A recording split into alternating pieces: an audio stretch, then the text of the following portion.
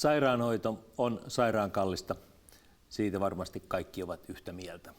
Mutta olisiko terveydenhoito kannattavampaa? Siitäkin ollaan kai periaatteessa yhtä mieltä, mutta miten siihen siirryttäisiin, se onkin sitten jo aivan toinen juttu. Miten sosiaali- ja terveystointa pitäisi uudistaa, tai jos kysytään ensiksi Aino-Kaisa Pekonen sitä, miksi sitä pitäisi uudistaa? No nyt jo ollaan semmoisessa tilanteessa, että ympäri Suomen peruspalvelut on heikentyneet ja ihmiset joutuu odottamaan lääkärille aivan liian pitkiä aikoja. Perusterveydenhuollossa, terveyskeskuksessa lääkärin vastaanotolle joutuu odottamaan useita viikkoja, jotta pääsee hoitoon, ja se on meidän kaikkien mielestä aivan kohtuuton tilanne. Terveyserot on kasvanut ja sosiaalitoimen kulut ovat kasvaneet, ja meidän pitää saada vähän leveämmät harteet meidän sosiaali- ja terveystoimelle, ja sen takia tämä uudistus on ehdottoman tärkeä. Eikö sitten voida sanoa tällä hetkellä, että terveydenhoito on mennyt pahasti metsään, kun jonotusajat ovat useita viikkoja ihan perustoimenpiteisiin? Rahalla saa yksityiseltä heti. Nimenomaan. Tästähän on kyse ja tätä halutaan ratkoa, että kaikilla olisi asuinpaikasta riippumatta ja tulotasosta riippumatta mahdollisuus saada niitä palveluita. Ja silloin puhutaan usein, että palveluiden saatavuudesta ja saavutettavuudesta. Ja nyt se saatavuus pitää varmistaa, että ihmisellä on palvelut silloin saatavilla, kun niitä tarvitaan. Ja se voi tarkoittaa sitä, että ne tietyt palvelut, mitä vaikkapa ikäihminen tai lapsiperhe neuvolassa tarvitsee, niin ne pitää olla hyvin lähellä. Mitä käytetään lähes viikoittain, käydään mittauttamassa erilaisia juttuja ikäihmisten toimesta ja niin poispäin. Mutta sitten on sellaisia palveluita, joita tarvitaan ehkä kerran vuodessa tai vielä harvemmin. Niitä voidaan hakea vähän isommalta alueelta, eli laajennetaan hartioita. Sitten on ne palvelut, mitkä meidän alueella turvataan Hämeenlinnassa, ja sitten on ne palvelut, mitkä turvataan yliopistollisissa sairaaloissa, eli Tampereella ja Helsingissä. Ja näin siitä palveluverkosta saadaan eheä, että sillä asuinpaikalla ei ole merkitystä. Mä oon sitä mieltä, että me tarvitaan tulevaisuudessa myös yksityistä tukemaan, mutta sen julkisen pitää luoda se perusta. Kyllä. Mutta tuo teoria, Tarja Filatov, kuulosti ihan hyvältä, mutta miten se saadaan toimimaan? Miten ne käytännössä saadaan sitten niin, että ihminen pääsee ja saa hoidon ehkä muutaman päivän odotusajalla, ehkä puolen viikon odotusajalla? No, oleellista on se, että me karsitaan päällekkäisyyksiä ja ihminen tulee hoidetuksi oikeasta vaivasta oikeassa paikassa.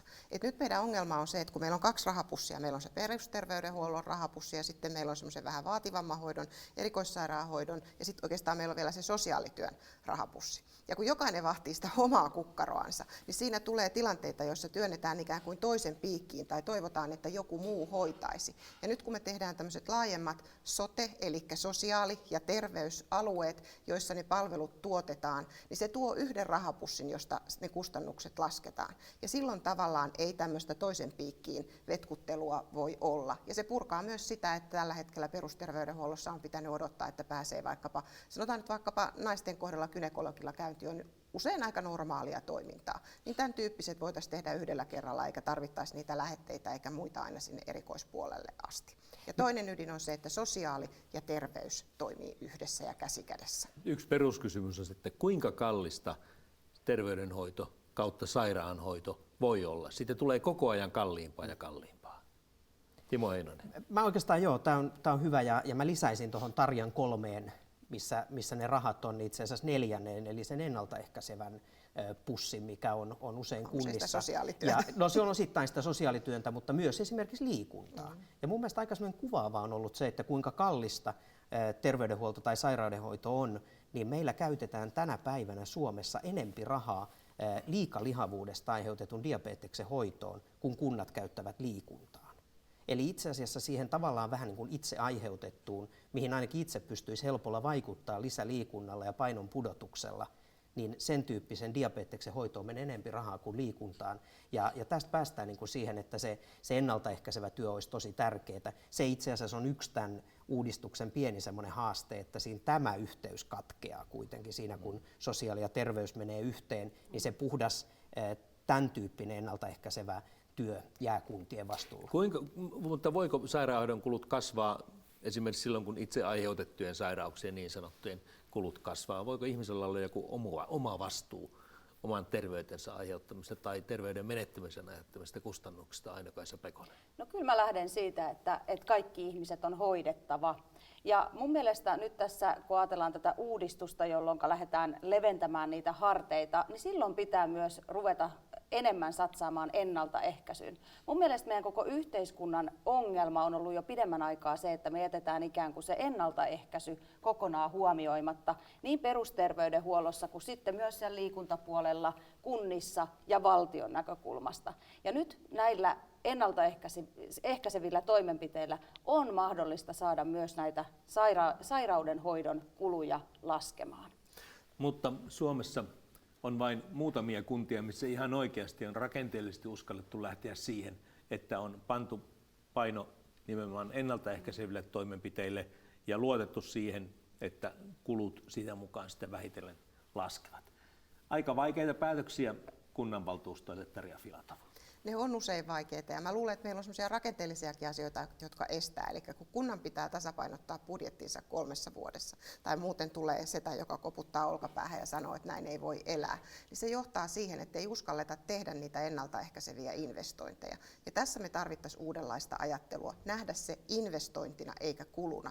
Ja tämä johtuu taas siitä, että kun samaan aikaan ne jäljet on korjattava, niin ei ikään kuin riitä rahat sinne ennaltaehkäisyyn. Mutta vaikka mä en Saksan mallia täällä työllisyyspuolella ihan rakastakaan, niin siellä on yksi hyvä yksinkertainen esimerkki, joka kertoo, mistä on kysymys. Siellä on vakuutuspohjainen terveydenhuoltojärjestelmä, mutta siellä on esimerkiksi sillä tavalla, että jos sä et käy hammashoidossa tarkistuksissa 0,5 vuoden välein, niin sen jälkeen kun sä menet paikkauttamaan hammastas, niin sä maksat siitä enemmän kuin että jos sä olet käynyt ne tarkastukset ja sun hampaat on hoidettu ajoissa, niin sä maksat siitä vähemmän. Ja tämä on musta niinku ajatuksena se, jota meidän pitäisi tuoda, vaikkakin meillä on julkisesti rahoitettu terveydenhuoltojärjestelmä ja kunnat ja valtio siitä yhdessä vastaa, niin tätä samaa ajattelua tähän systeemiin sisään. Tämä oli erinomainen esimerkki sen takia, että juuri tällä hallituskaudellahan on hammashoidon väliä Suomessa pidennetty 2 vuoteen ikään kuin niiden Kela-korvausten muodossa. Toki jokainen voi käydä siellä hammaslääkärissä vaikka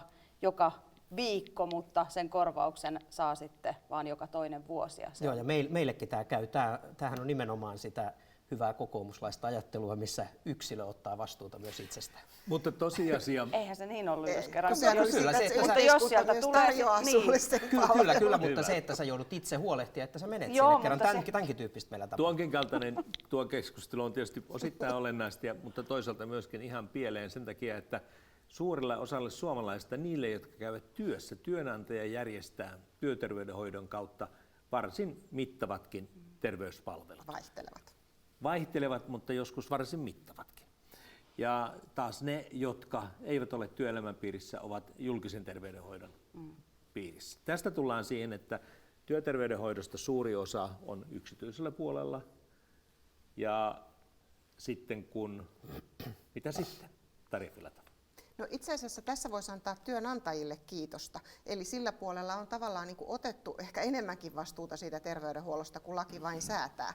Koska on nähty, että silloin kun ihminen on terve, niin ei tule niitä töissä poissaolotunteja. Ja sitten se on niin kuin yrittäjälle ja yrityksellekin hyödyllistä.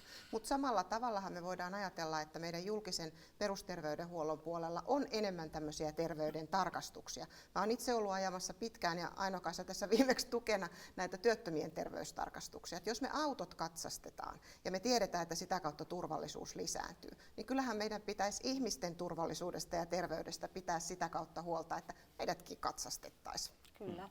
Timo Heinonen, tämä keskustelu sitten yksityisen ja julkisen välillä.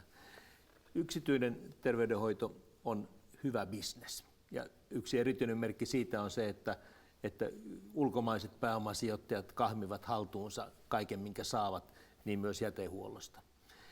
Miten me voimme noin luottavaisesti suhtautua siihen, että joku olennainen osa terveydenhoidosta olisi yksityisten hoidossa? Niin, tämä on ehkä se peruslähtökohta, mistä lähdetään liikkeelle. Niin kuin mä äsken sanoin itse, että mun ajattelu on kuitenkin se, että se julkinen luo sen vankan perustan ja sitä voi täydentää tämä yksityinen puoli. Mutta jokainen kuntahan on tehnyt kuitenkin itse demokraattisesti ne päätökset, että millä tavalla ne näitä palveluita hankkivat. Ja itse asiassa osassa kuntia on päästy taloudellisesti hyviin ratkaisuihin silloin, kun ne on tehneet näitä ulkoistamispäätöksiä. Eli ei se ulkoistaminen ja yksityinen aina ole pahasta. Ei sitä pidä nähdä niin kuin mörkönä, vaan se pitää nähdä myös mahdollisuutena tukemaan tätä julkista terveydenhuoltoa. Ja sieltä on ihan hyviä esimerkkejä. Ja mä luulen, että se voi myös toimia tämmöisenä tsempparina niin kuin siihen, että myös uudistetaan tätä julkista puolta samaan aikaan. Mutta sen takia kokoomus on esittänyt mallia, missä raha seuraisi potilasta, eli annettaisiin sitä valinnan mahdollisuutta enempi sille ihmiselle itselleen. Ja se toimii Ruotsissa erinomaisella tavalla. Ja en tiedä, olikohan ne sosiaalidemokraatit, jonka sen siellä aikana vaan ovat niin kuin liikkeelle laittaneet. Ei ole. Olleet. Selvä. Mutta se toimii hyvin, eikö toimi, Tarja? Ei. Aino-Kaisa Pekonen.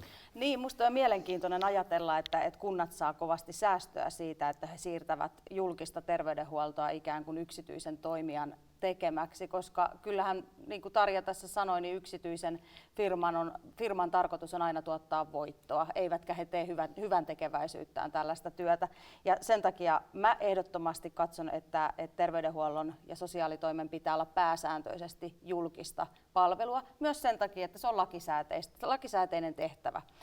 Ja kyllä en kuitenkaan siis paheksu yksityisiä toimijoita, ja mun mielestä yksityiset tuottajat voi olla siinä, tai yksityiset toimijat voivat olla tuottamassa palveluita julkisen rinnalla ja ikään kuin täydentää sitten niitä palveluita. Mutta sitten tässäkin täytyy muistaa, että meille on tullut markkinoille aika paljon näitä ylikansallisia yhtiöitä, joiden veronmaksu sitten tapahtuu johonkin aivan muualle kuin Suomeen, ja se on musta huolestuttava kehitys.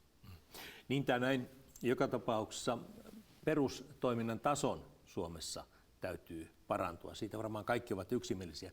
Mutta mikä on tilanne sitten Kanta-Hämeessä ja sairaalakysymysten osalta? Sekä forssalaiset että riihimäkeläiset että hämeenlinnalaiset ovat kaikki olleet kovin huolissaan.